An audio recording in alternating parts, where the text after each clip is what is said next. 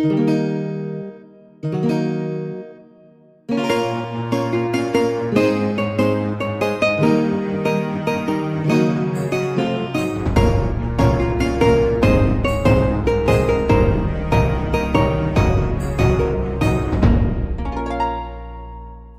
back to Pod of Thrones. I'm Jeff. I'm Yennefer. We are talking about The Witcher today. So, of course, joining us again, Lore Master Kevin. Yes, how's it going? What? Kevin! What the hell? Oh, there it Jennifer's is. just staring at me. Like, wait, who? Kevin? Well, it was a Kevin's weird here? Lore Master Kevin. I just tried to change it up a little bit. It threw me off. I didn't. I was like, well. Like a deer in headlights. Sorry about I know that. you know he's on the line. Okay. Kevin, how's it going? It's going pretty good. It's going good. All right. Are you excited to talk more Witcher? Of course. Always excited to talk great shows. Mm-hmm. We were talking in our last podcast. We talked about Comic-Con, and we were talking about how we might have to shift gears here and catch Lovecraft Country as it starts to air. As of this recording, in like 2 days. So it might not be a real-time reaction cast, but we're going to plow through the rest of The Witcher here, and then we're going to start talking Lovecraft Country. We're going to make it happen. That'll be exciting. So there might be a few episodes in quick succession, but you can save those for when you're out on a long drive and you want to reminisce about how cool The Witcher was. Just queue them up in your podcast app, people. It's going to be fun. What was that sigh? I was just thinking about The Witcher. Oh, were you? I was. I saw a critique of Henry Cavill the other day. Oh. That was to the effect of, like, when you see him on a red carpet and he's in a suit and he's shaved and his hair's short, he's big and hunky, but really nothing exciting to look at and blah. But when he's dirty and smells like a horse and has long silvery hair, he is some kind of tasty treat. It's not that for me. It's only when I see him naked. But what about all the scars? I didn't like him at first. I did not like him. Wait, are we talking about in general or The Witcher? The Witcher, I didn't like Henry Cavill's portrayal of it because I felt like he was just too much like the video game, the whole, and I know that's direction, but it was a little too cheesy for me, but then it grew on me and then I saw him naked and now I'm hooked.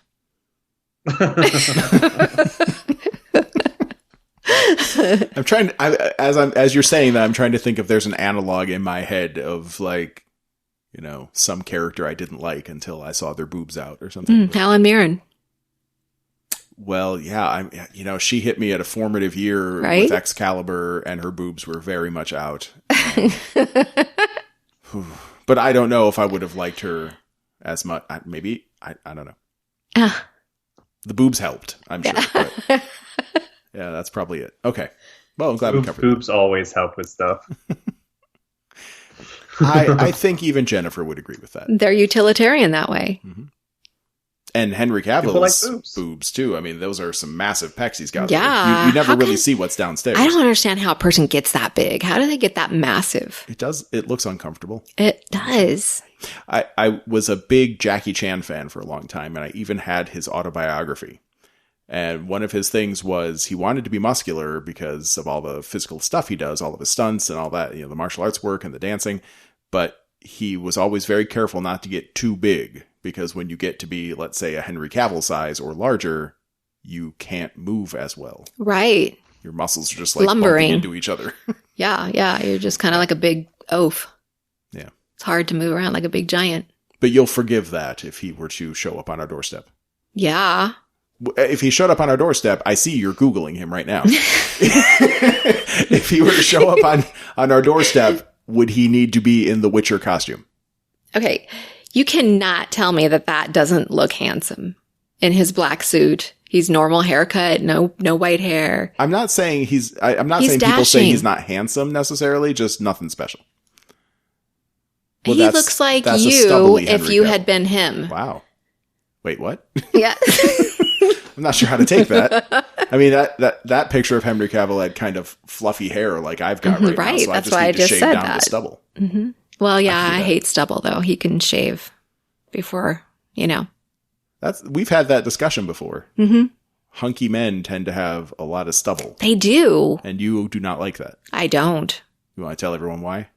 It gives you rash. You get a rash from it. Like the kissing of the face or wherever, anywhere it's rashies. Like my wife hates it too when I immediately.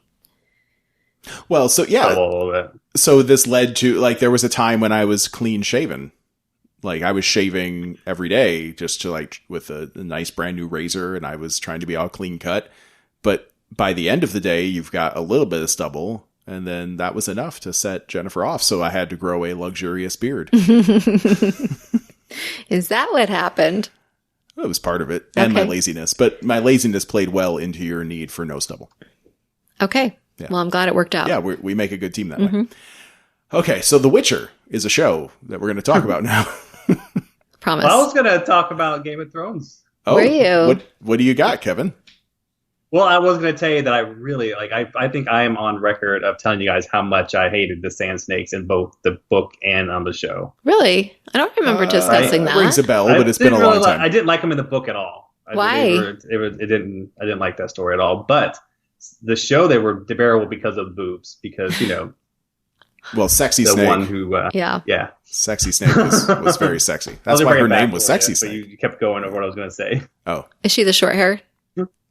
Yeah, the Tyne Sand, I think was her name. Yeah, that sounds right. Tyne. Yeah. Okay. Rose the Bell Sellers was the girl name who played her. Did you not like them because they were so? Oh wait, are you saying the boobs won you over? Right. That helped. I mean, I was fine with them in the story in the book. Their story really is not that great to me. I didn't really like it. Oh.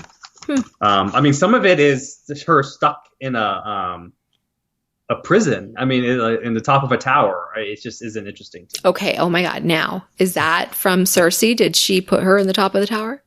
No. She was up there because of we don't have to get into that. I've talked about it before, but she was because her father put her up there. Okay.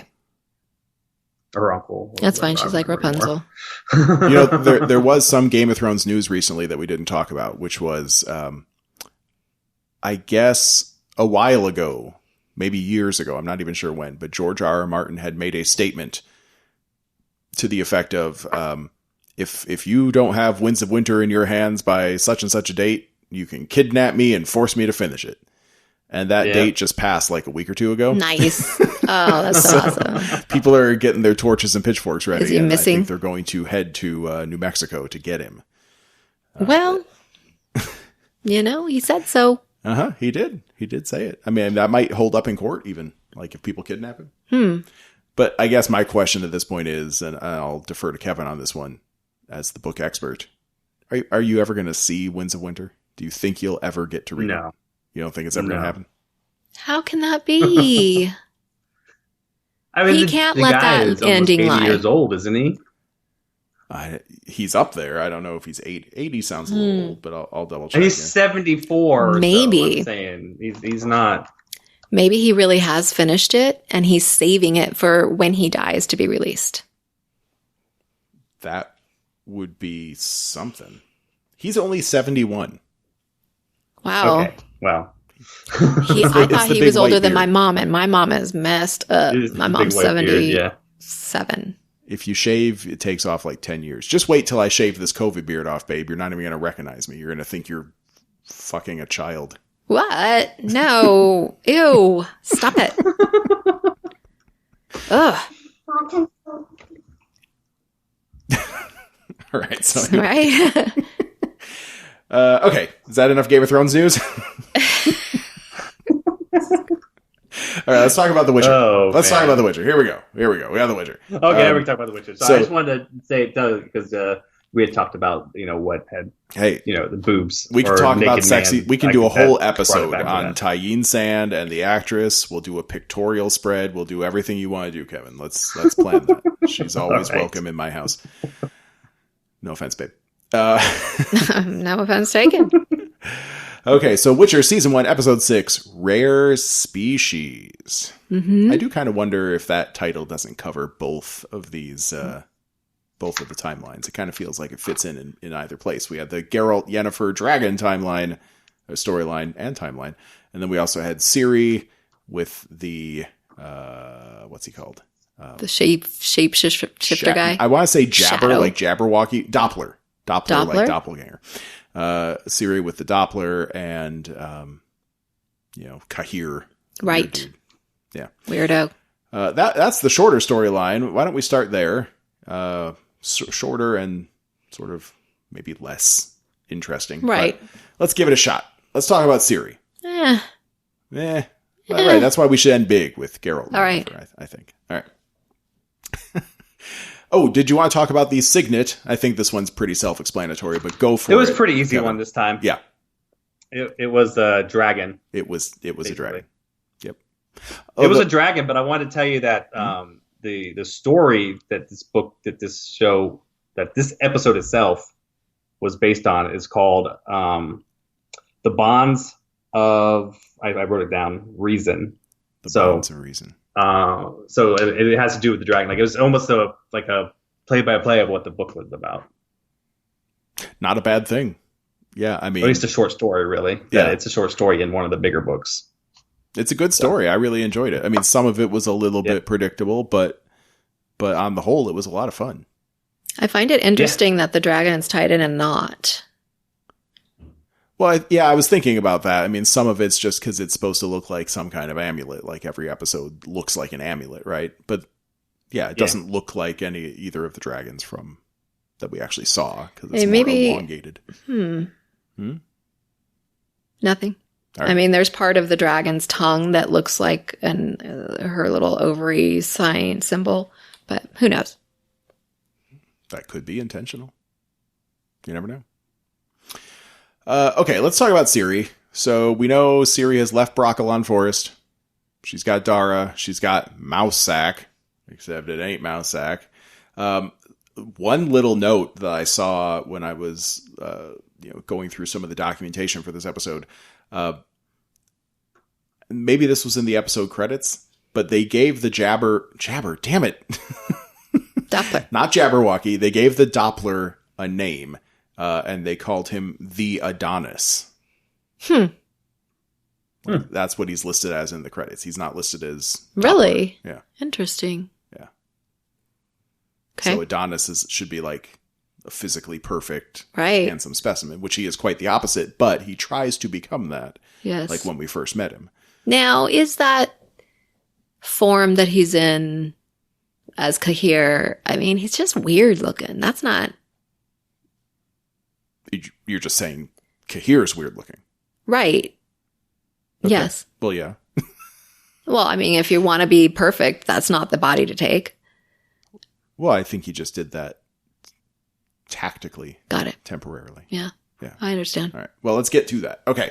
So Ciri, Dara, and Mousesack are on the road. They're now traveling at a fairly quick walking pace.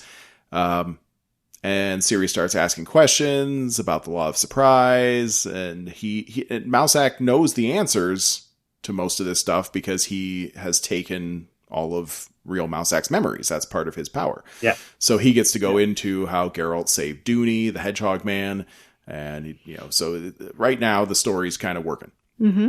But he's getting annoyed by the questions. He doesn't seem like a super nice guy, and Dara is the one that starts figuring out that something's not quite right. Ciri has no instincts, apparently. So Dara gets to fill that role. So Dara starts pressing Mousesack on his survival of the battle, and he starts seeing holes in the stories.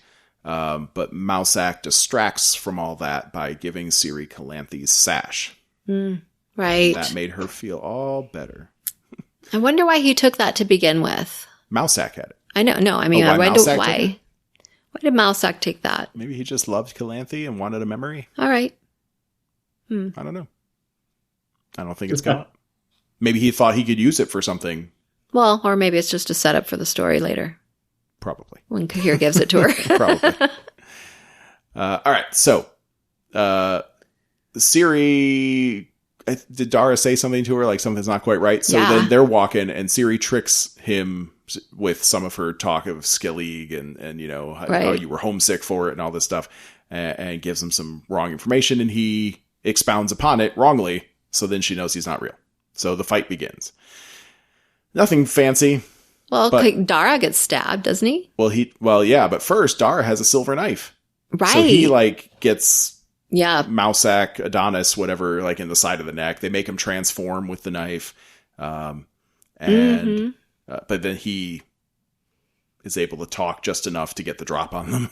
Of course, you know, don't just kill him. Let him talk first. Right. And he'll fuck you up. Wow. So Ciri winds up running off, which I thought was fucked up too. Like, Dara's unconscious with a child eating What is monster. she going to do? Scream. For who? They're out in the middle of nowhere. No, she's got her power. She's used it before. Oh, scream at the guy? But she would probably hurt Dara too. You gotta do something. I don't think she knows how to do her powers. I think it just happened not on purpose. She should know by now. I guess. Yeah. I would be testing that shit out if I had that. If I had that powerful scream and I found out, I'd be like, I'm going to try that again. Well, I definitely would, yeah. But also, like, in times of crisis, you know, you see it all the time, right? It's right down to the wire when you're about to die. Maybe she's playing it off in her mind. Get the hang of it. You pull on that inner strength, which saved her the first time around. Mm-hmm. That's how she got away from Cahir. I mean, she's in a pretty precarious situation here. Well, so she ditches her friend. That's all I'm saying. She ditches Dara. And runs off, and then we don't actually get to see what happens after that. But luckily for Dara, the Adonis chased after Ciri instead of just stopping for a snack. And then the next time we see Ciri, she just kind of casually strolls into the Nilfgaard camp and gets chloroformed. Which is a little weird, but all right. And then she wakes up, and Cahir, the funny-looking guy, he's there. And the big thing here was he talks about there's some religious zealotry thing going on. We still don't really know what the white flame is. They haven't expounded upon that.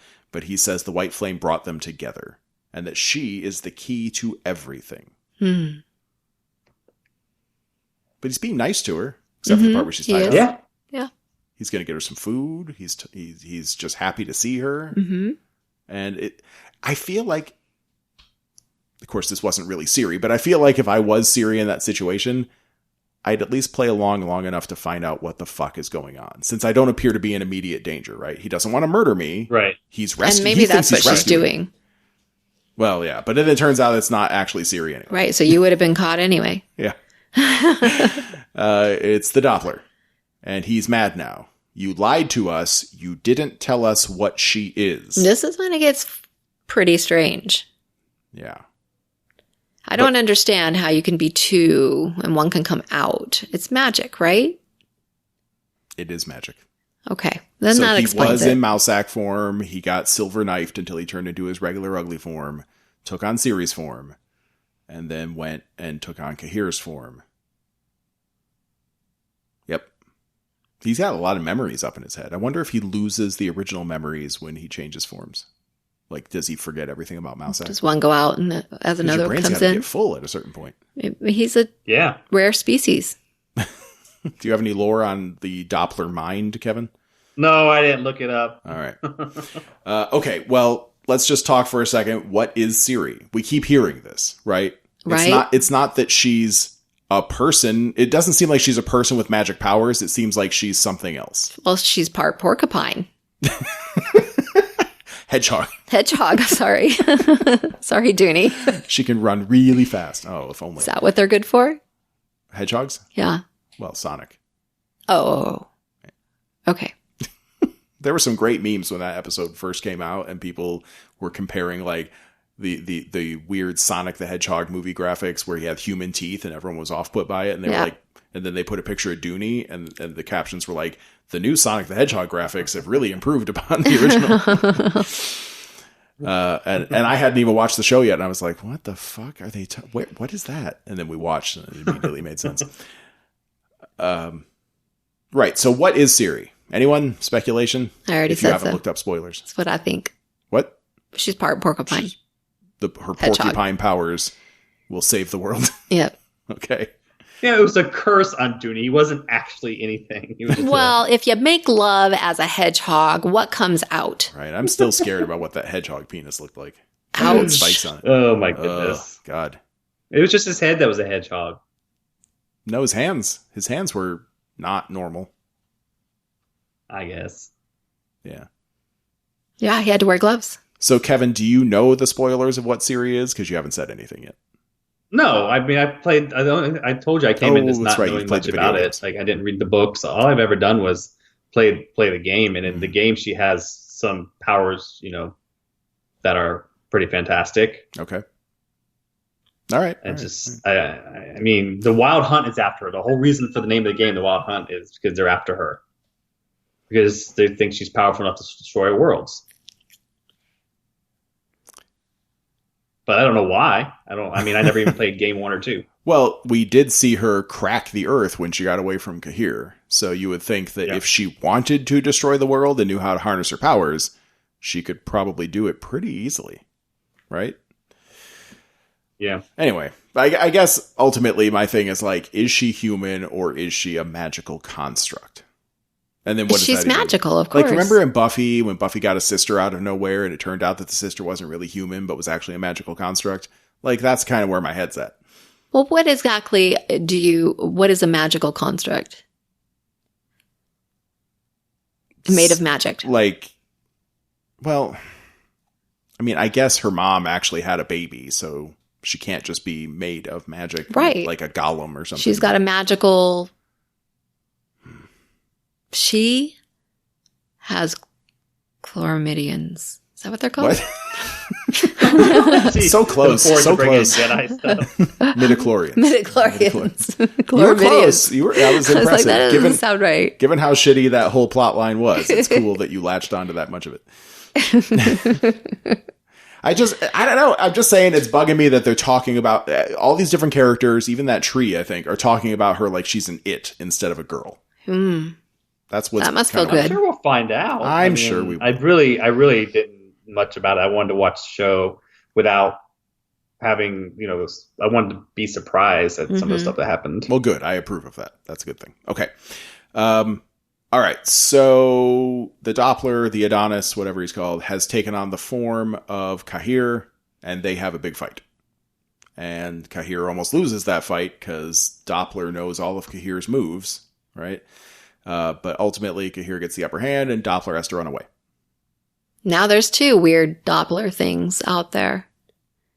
There are? Oh, never mind. It's the same Doppler. I understand now. But it does. It could be cool that guy's still out there, right? Like, we could still see him again someday. So wait, I hope we do. Is the real Cahir good or bad? Well, they're going through killing people. Right. But he was the Doppler when he was doing that. He seemed awfully nice, but then whenever they were killing those people, it was to try to find out who the Doppler was. He had his stuff, and he killed all those innocent people just to find that one, creature. Right. He's murdering a lot of innocents. But I think Jennifer was confused for a second about who you think Cahir was the Doppler at some other point. All along. Oh. No, because we saw Cahir go and hire the Doppler. Oh. Huh. Okay, then. There goes her thing. No, Cahir is Cahir. And has always been Cahir. Probably. Yeah. Until the Doppler took over when he had Ciri.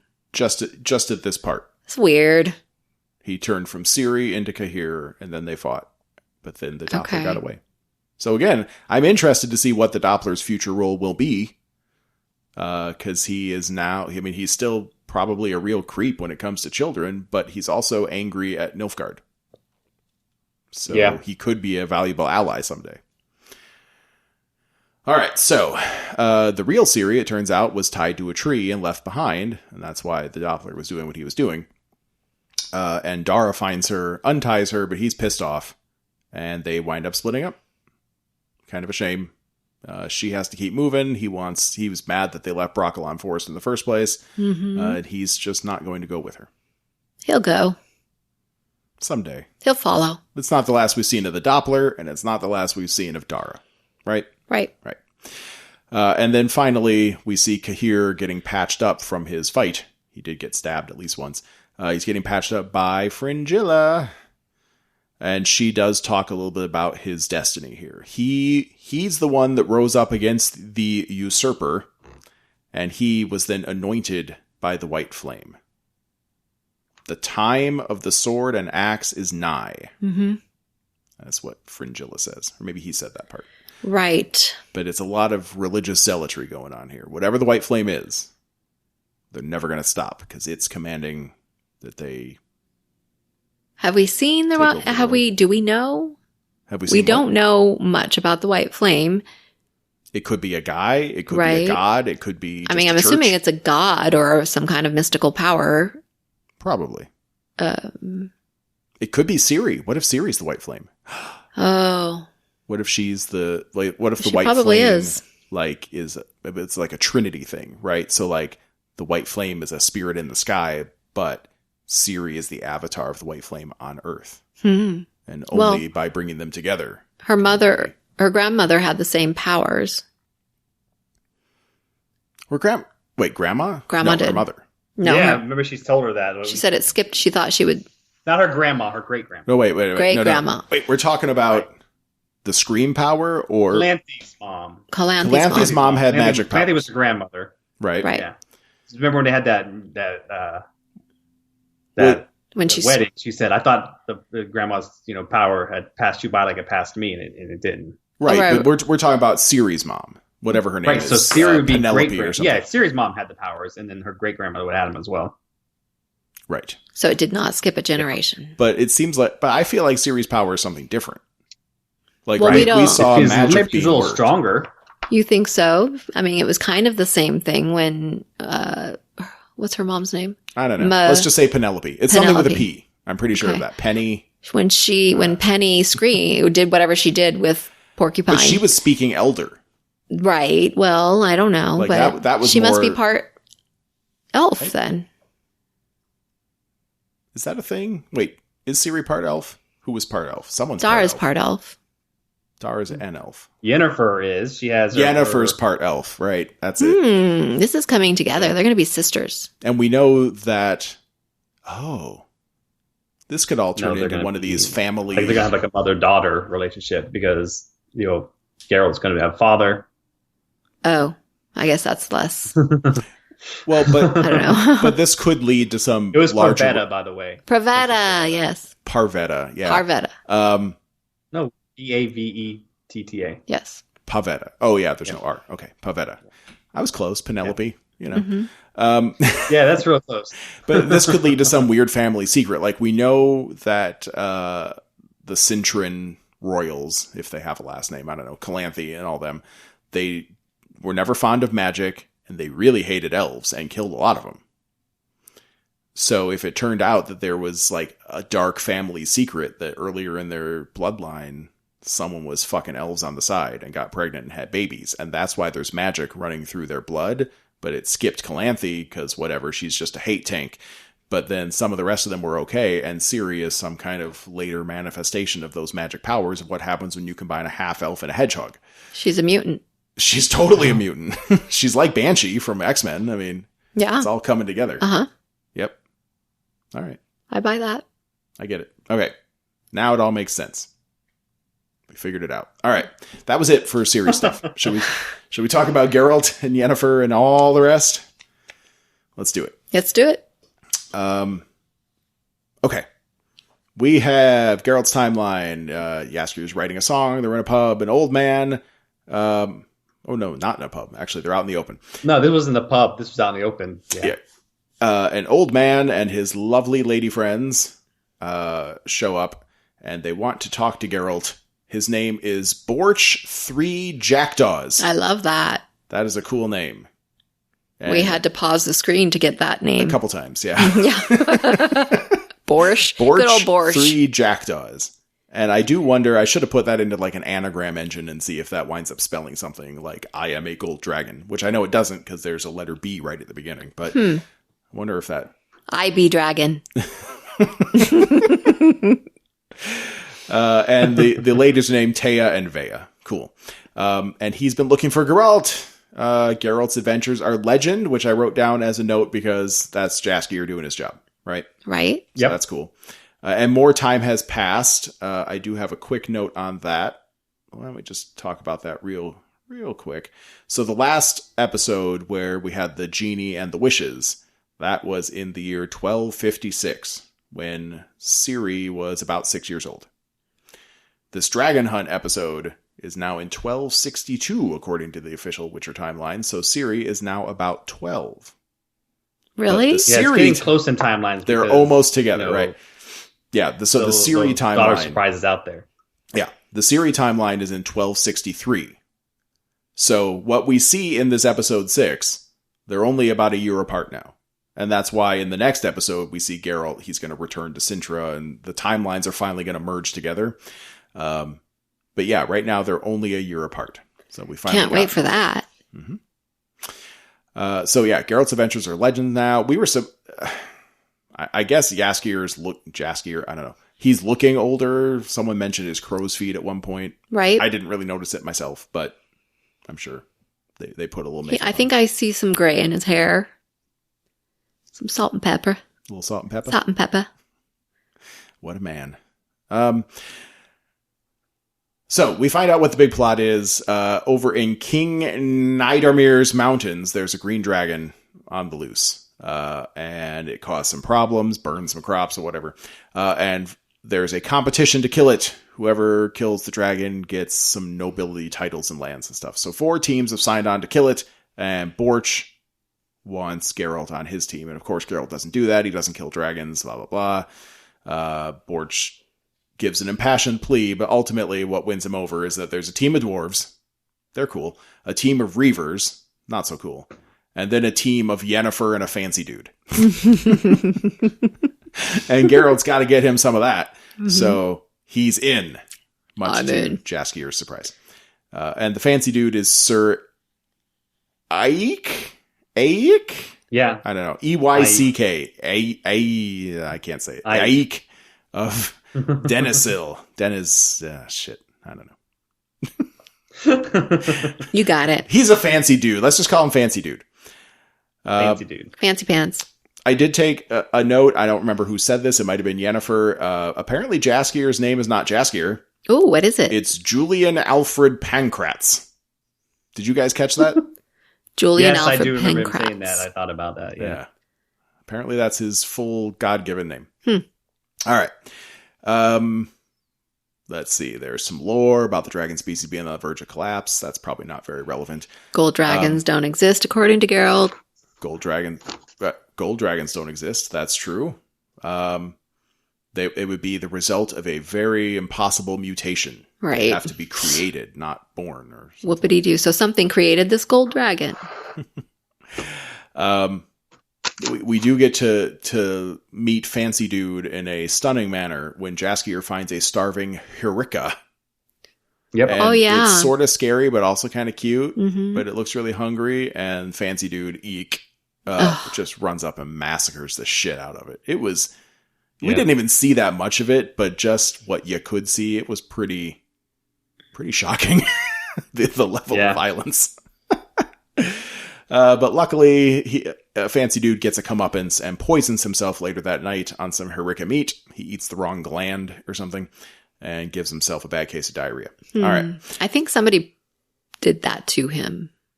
Possibly. Yeah. Well, no, but no. He was definitely having diarrhea from the eating. Yeah, Borch warned him not to eat that part. Right. Oh. Yeah, Borch said, "Don't eat that. You don't." And he's like, "I'll eat what I want. It's my kill. I didn't see that part. I'm going to eat this gross gland." Idiot. But during that campfire scene, we get a little bit more lore about what's going on in the world. So this is 1 year back. I did want to mention something about. I love the interaction between Yennefer and Jaskier. That is just hilarious when they're going at each other. Yeah, they're a fun pair. Mm-hmm. So we get an update on the world happenings. We know that Nilfgaard, with the help of Fringilla, is wrecking territory all over the place. Jaskier speaks up and says that Calanthe will not let Sintra fall. She's too badass. And that is. So 1 year later, shit falls apart. But it was very interesting that Borch seemed to know that Yennefer should have been in Nilfgaard, keeping things under control instead of Fringilla being there. Yeah, he seems to know an awful lot, doesn't he? Yeah. There's no way he could know that unless he was part of the Brotherhood of Sorcerers, or no, because he also special. knows about what Geralt wished for. Well, yeah. Well, I mean, yeah. Later on, when we get the reveal about what he is, this is a rewatch after all, so we can talk about that. So, yeah, gold dragons. We already watched. Gold dragons must have some pretty powerful magic. I mean, he just knows everything. Yeah. He's practically a god. It's very strange. I hope we see him again. Yeah. He's old. We probably will, right? I hope so. He'll probably come save them when they're in lava or something. Hopefully. Or surrounded by a bunch of lava zombies. Lava zombies, okay. And then a dragon will swoop in. Sounds a lot like Skyrim. Just in the nick of time. It's a Game of Thrones. Yeah, remember the ice zombies. Right. Yeah. Anyway, next morning, Fancy Lad is missing, and it turns out he was shitting himself, and then he got murdered. While shitting. By Boholt. Yeah, it's not very nice. Well, was that ever proven in a court of law, Kevin? I'm sure it was him. I mean, he's the one who looked at him after he killed the monster. Yeah, I mean, he practically said he was going to kill Fancy Dude, but we don't, we don't have proof. But it won't matter for long. Okay, so the dwarves know a shortcut, and they're being friendly with Geralt and the crew, so they decide to all work together and leave the Reavers behind. Although no one told Yennefer, which gives Geralt a chance to go have some one-on-one time with her. He finds out that her motivation for all of this is to get her hands on a dragon heart, because she thinks it could restore her stolen womb. Yennefer. All right, so I need the female opinion on this. Yennefer's quote here was, "They took my choice. I want it back." She gave her choice. Let's hear it. Let her have it, babe. She gave it. Tell Yennefer what's up. You gave it. Sing it, sister. I mean, seriously, she said take it. I don't want it. If I can I want to be powerful. That was more important to her.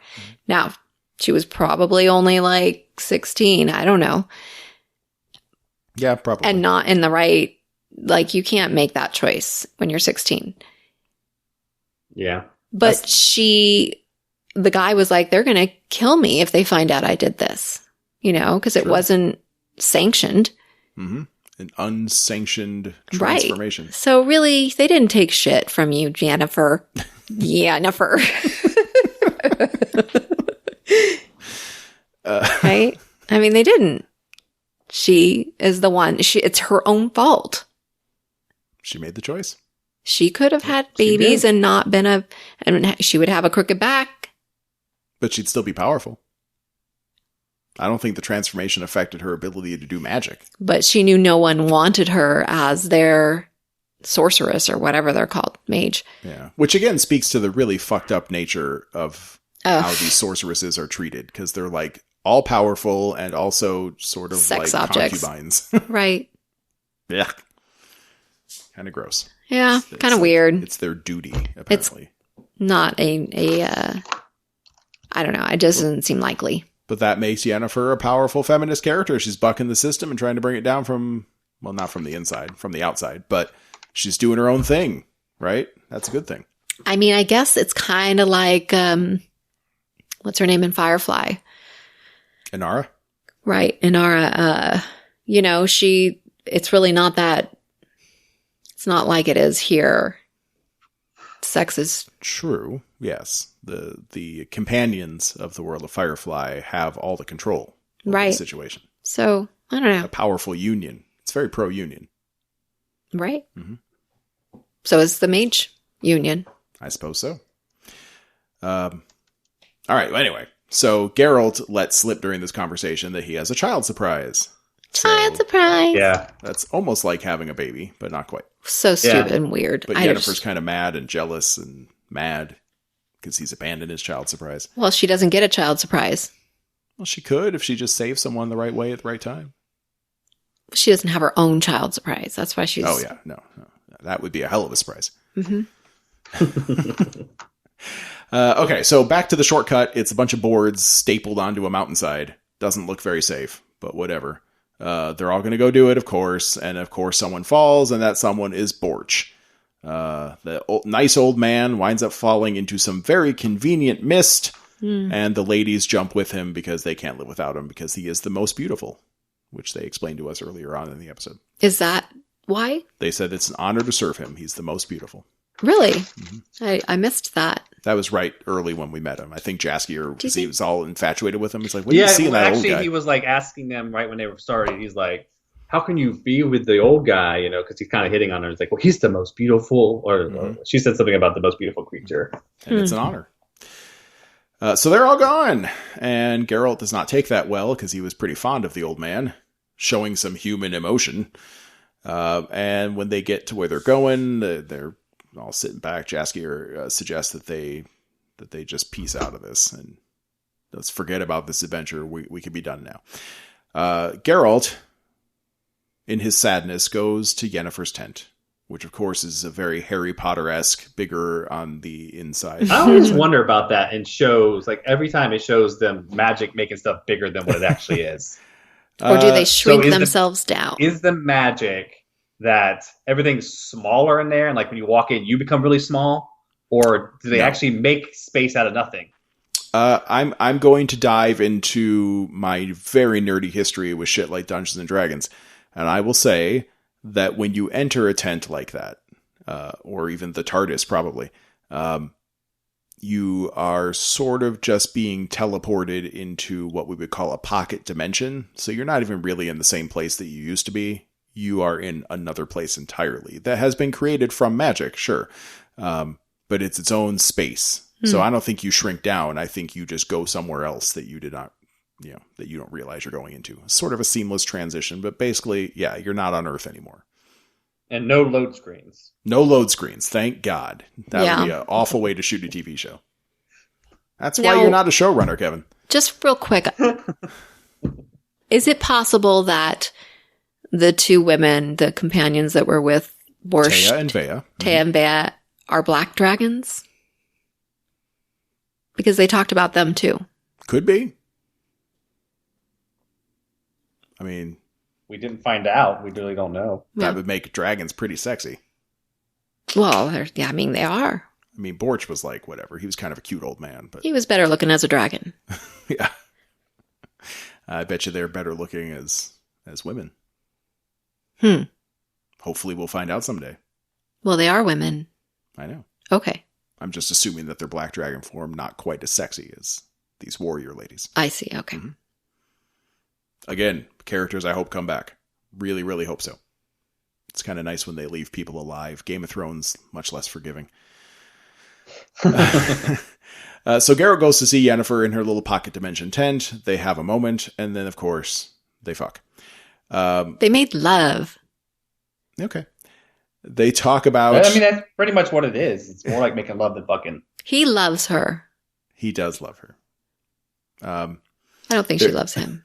Their post-coital pillow talk focused on some understandings here. They both have something in common in that they never had a choice in becoming what they are. Which is less true for Yennefer with the whole uterus thing, but still, they took her. She was sold. Right. Yeah. But, I mean, she would have been dead had she been, like, the pigs would have eaten her or something. They would have fed her to the pigs, probably. Yeah, someone would have been, she would have she would have had a lousy life. Mm-hmm. Then she almost killed herself, but, whereas Geralt was a young boy, as far as we know, pretty young, and then taken away. And she wants to have a kid because she wants to be important to someone. And just before Geralt falls asleep, he says, "You're important to me." Aww. It's just a moment of happiness. Which you know what? He never shows vulnerability. It's a hard word to say. So hard. He doesn't show that side of him. And the only time he ever smiles or shows any emotion is when he's with her. Except anger.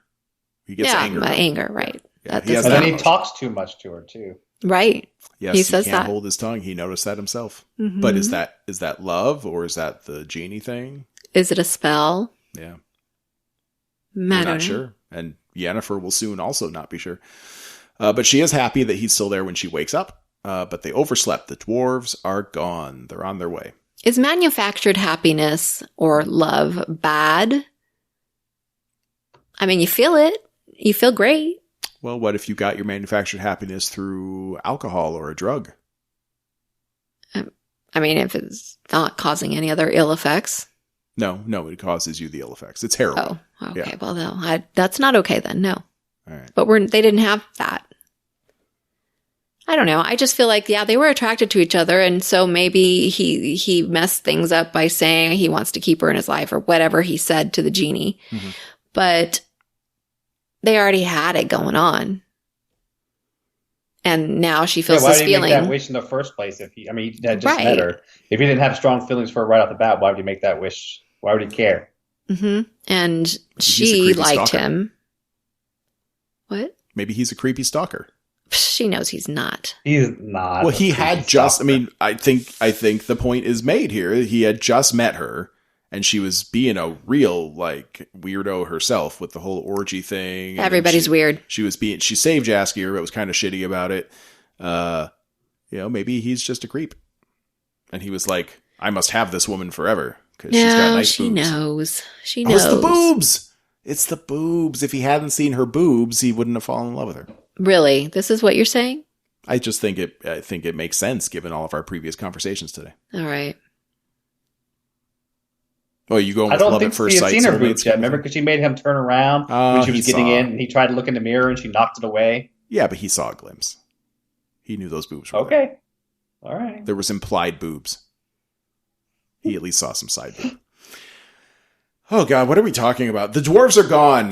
They overslept. But Yennefer, of course, catches up to them almost immediately. In her dress, and then freezes them in place so she can get to the cave first. She finds, I wrote down sleeping dragon with an egg, but it turns out not sleeping. But Taya and Vea are there, and they talk about how the mommy dragon is dead, and Gold Daddy comes in.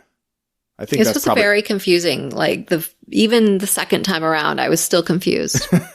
Well, I'm not really sure what why he went and got Geralt for and stuff. Like, if he could just fly up there. Well, maybe because he knew they would keep coming. I don't know. I think Borch needed the dragon hunt to be quote unquote successful so that he could raise his baby. And he needed some decent people to be part of the hunt so that he wouldn't get killed, so that the egg wouldn't get stolen. I think he just saw. I think he figured Geralt would defend him. Something could have happened to the egg all the time that he was off getting Geralt, walking up the mountain and going and. What, you mean like a random adventurer that keeps hitting jump until he gets all the way up a mountain and then makes a crazy discovery? Right. A golden egg. Oh my gosh. A dead dragon and an egg. I'm going to take this egg and bring it home and make an omelet out of it. And then I'll have extra carry weight. Yeah, that could have happened. You're right. I guess he took a calculated. Well, he knows everything, though. He seems to be fairly omniscient. So if someone had crept into the cave, he probably would have known about it, and then he just would have transformed and flown off and burned that guy to death. Now, you would think that gold dragon could easily take out these reavers and the dwarves, but I think that was the thing. They needed someone to be successful. Otherwise, yes, like you said, they keep coming. All right. It's kind of a far-fetched story, but... It is a little bit. But maybe Borch just really wanted to meet Geralt, like a hero kind of thing. And he said that. He said he wanted to have one last adventure, even though he was lying. Oh, it's because he's about to become a dad. Oh, this was like his... Yeah, this was his last weekend away. Okay. Before the egg hatches. All you know what that's like, Kevin. You just had an egg hatch recently, didn't you? What? 2 years ago? Yeah, that was... All right, fine. But time goes by really fast. Time is meaningless. Yeah, it's a meaningless concept now. Anyway, so Tay and Vey are there, and then Gold Daddy comes in. Oh, hey, the Gold Dragon has Borch's voice. Surprise! That was the big reveal. Oh, and we also got Borch's real name. Oh, fuck me. Okay, did you write this one down, Kevin? No, okay. I did not. Villain Trenton Mirth. Tret, and Mirth. Yeah, there we go. Villa, Tret, and Mirth. They should have just kept it as 3 Jackdaw or whatever it was. Borch 3 Jackdaws. Yeah. Again, also not an anagram because there's no V in Borch 3 Jackdaws. Mm. I don't know where they come up with this shit. But there you go. Maybe that's in Witcher comics. Yeah, we should probably read the books one of these days. Okay. Or the audiobooks, which I have. The Reavers arrive, so we get a big fight. We finally get our big action scene. It's a fight, it's a good fight, lots of choreography, but I did take one important note from us video game players. Yennefer gets real close to Geralt and asks him for an Ard. Yep. AARD, which is like a Jedi Force push, which we see him do. Yeah, it's a sign. It's a sign that he does. Mm-hmm. Does he have to draw the sign in the air? Because I didn't notice him doing that. He does in the game. I don't really see him doing it in the show. In the show, it looks more like a Jedi Force push. He just kind of flexes his mighty arm, and then his hand, shockwaves come out, and it pushes everyone back. So fighting. As soon as the fight's over, Jaskier, back at the camp, wakes up, walks towards the cave, finds the dwarves, just as they're starting to become conveniently unfrozen. All the Reavers are dead, of course. Taya and Vea are fine. Geralt and Yennefer are fine. And we get the final exposition. So, Borch is having his first child. Look at that. I forgot about that, but I had written it down. So yeah, this was his last adventure before he's tied down. He's having his first child. He references the genie wish, and that fucks everything up. So Geralt could have just been like, what are you talking about, you crazy old kook? Right, he could have done something like that, couldn't he? Yeah, he could have been like, I don't know what he's talking about. I specifically know that Geralt fesses up like a chump. Like a chump? Like a chump. Well, I mean, he's honest. He can't lie. That's an interesting question. Can he lie? Has he ever lied? Have we seen Geralt lie? I don't think we have. No, he keeps his mouth shut when he doesn't want to reveal things. It's interesting. I think you're right. He doesn't lie. He's bluntly honest. He's got, we learned about this at work, radical candor. Really? I guess so. It's good things will come if we're just honest with each other. Although in a nice way, I guess. But, be candid. Anyway, so they start fighting about the Jinn problem. And Yennefer's very upset about having been magicked against her wishes. And then as he's trying to say, oh, it's no big deal, lady, she hits him with how he abandoned Ciri. Because she's 12 years old now, and he hasn't seen her one time. Mm-hmm. And so, fuck him. So, Borch tries to offer some wisdom, which is that Yennefer will never regain her womb, and Geralt will eventually lose her. But didn't Borch kind of make that happen? Yes. He sped it up, like Yennefer said. Totally, yeah. He was like, watch this, I'm going to have some ESP. That's it. He's just a charlatan. He's like those guys that talk with ghosts on TV shows. Or the stupid people that are always on AVT when they're doing the mind thing in the audience. Right, yeah, those guys. Yeah. Yeah. There's someone whose name is a D or a P. Whatever, man. Right, so he already lost her. Great. And Borch's final wisdom is that Geralt's been looking for what he's missing, and what he's missing is his destiny, which is still out there. He needs to go get Ciri. Yes. Yes. And I think Geralt's trying to accept that his fate is tied up with this little girl when Jaskier's like, hey, buddy, let's go. And he fucking unleashes on Jaskier. Again. Yeah, but way worse. Way worse than usual. Usually it's like, fuck you, Jaskier, I don't want to be around you. But then they're okay. It's just part of their relationship. But this was blaming Jaskier for all his problems. Well, Jaskier did show up. Jaskier did show up. And that's when all of this bullshit started. Well, yeah, sure. Yeah. But if you could look at it a few different ways, if Jaskier hadn't been in Geralt's life and then coaxed him into coming to the party, then Dooney would be dead and Ciri never would have been born. And she apparently is very important to the universe. Ciri would have been born. She was already pregnant. Oh, that's right. Ciri would never have had a dad. Would that have made a difference? I don't know.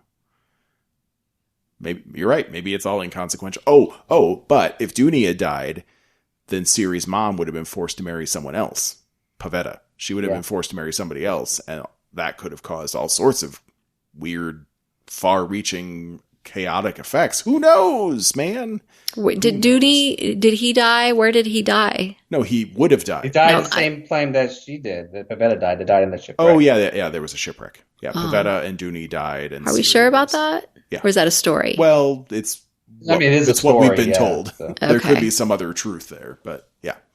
They both died in a shipwreck. Okay. Or quote-unquote shipwreck. Right. Yeah. I'm sure we'll get killed him. I'm sure we'll get that someday. We'll see a flashback to that. As a cold open to an episode. Yeah, sounds a lot like Frozen.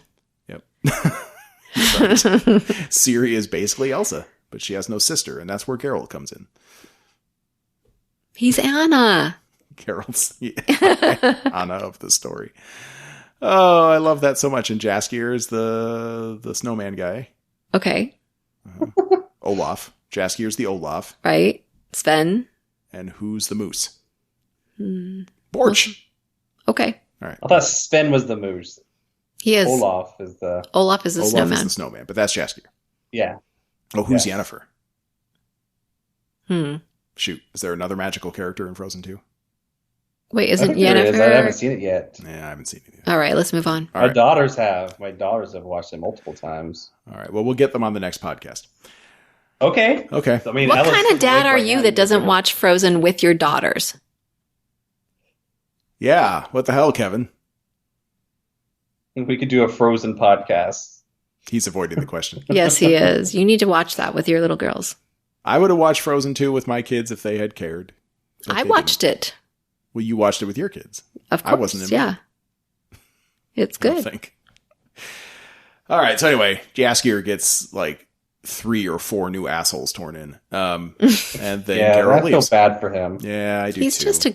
He wants to be a good guy. Yeah. And he's definitely made Geralt's life better in sort of the Butcher of Blaviken picture. Like, Geralt's reputation, he has a much easier time traveling around because people think he's an okay dude instead People of are starting to like him. People are starting to like him. His stories are heroic instead of people are singing freakish. The tales of the Witcher. Right. He would have no coins tossed to him. Right. If it wasn't for Jaskier. But I guess they'll become friends again someday. Someday. Maybe. I actually don't remember what happens in the next episode, but I don't think they get back together in this season. I think that's it for Jaskier. So yeah, there we go. That was episode 6. We did it. Any final thoughts, people? It was pretty interesting. It was a good one. I liked it. It was a really good episode. You know what's funny is I don't really remember much about season 1, so I a lot of times will catch myself gasping at things that are happening. I'm like, I've already seen this.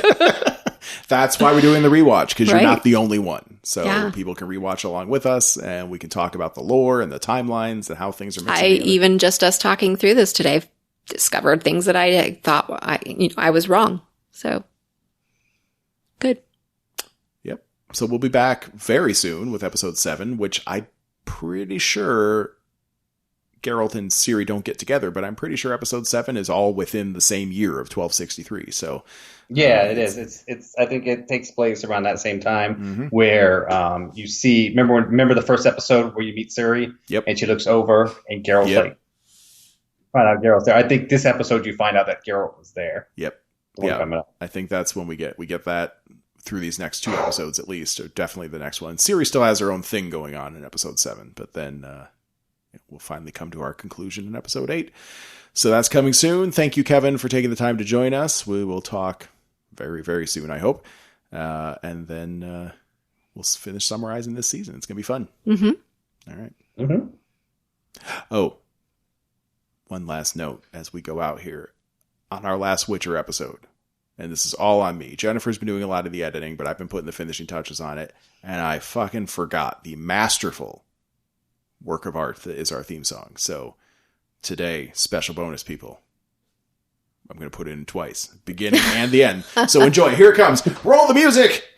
Thank you, Jay Sarge.